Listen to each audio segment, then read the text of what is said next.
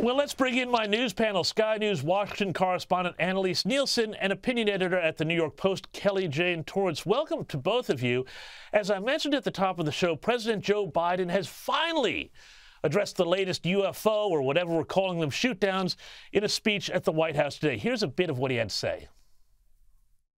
At their recommendation, I gave the order to take down these three objects due to hazards to civilian commercial air traffic and because we could not rule out the surveillance risk of sensitive facilities. We don't yet know exactly what these three objects were, but nothing right now suggests they were related to China's spy balloon program or that they were surveillance vehicles from any other country.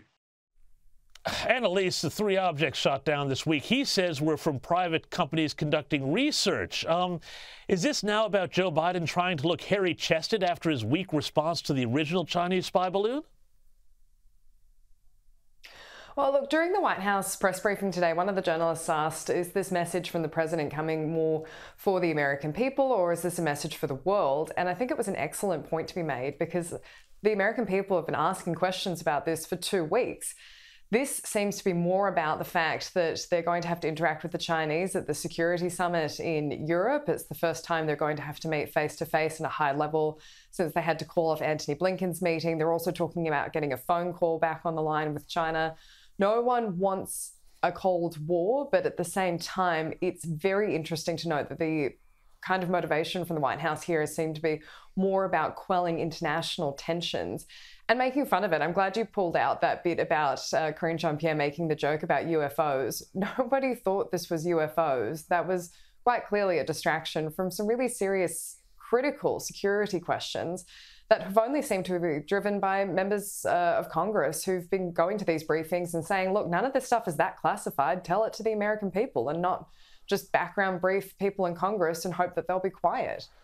Well, exactly right. I mean, I think so much of this is just about distracting people from what's really going on with this. And Kelly, the president also said that shooting down the balloon sent a clear message and that they were able to protect sensitive sites as it went on its way. But really, given the capability these things have, potentially some of this equipment to look at underground structures and so on, surely no one's buying any of this? I hope they're not, James, and I certainly hope, the actual military is doing something and investigating. You know, the FBI actually has the parts of the balloon that were recovered, that first one, and we're examining it. But let's face it, one of the reasons that people started discussing the possibility of aliens was that NORAD commander, American General Van Heck, actually said, I'm not going to rule out that it was extraterrestrials. So, here is NORAD's top commander refusing to rule out that the first balloon was aliens. And this was, days after they'd been briefed. They knew, and of course, we now find out, as you mentioned, that in fact they knew about the balloon since it left China.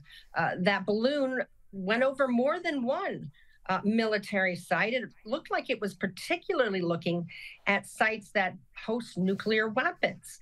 This is a serious national security problem, and the president is not giving anybody any feeling of stability that he either knows what's going on or is actually going to handle what's going on.